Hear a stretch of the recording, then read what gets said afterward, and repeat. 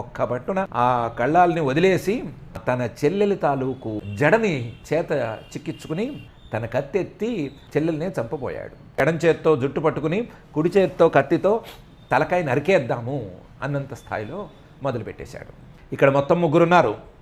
కంసుడు ఉన్నాడు, దేవకి ఉంది, వీళ్ళిద్దరి మధ్య వసుదేవుడు ఉన్నాడు.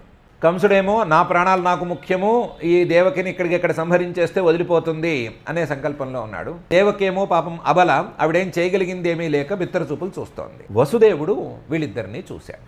ఒకవేళ ఈ అస్యాస్త్వాం అష్టమో గర్భోహంత అనే మాట వింటే ఎవరికైనా కష్టం కలగటం అనేది నిజమే. కానీ అందుకోసం ఈవిడికి పుట్టబోయే 8వ సంతానం నన్ను సంహరిస్తుంది అనే మాట నట్టు పెట్టుకుని ఇప్పుడే పెళ్లి పీటల మీద నుంచి దిగినటువంటి నవవధువుని సంహరిస్తానంటే అర్థం ఏంటి? అందువల్ల చాలా అసహ్యమైన పని చేయడానికి పూనుకున్నాడు. అతి క్రూరాత్ముడు, సిగ్గు లజ్జ లాంటి భావాలు లేనివాడు.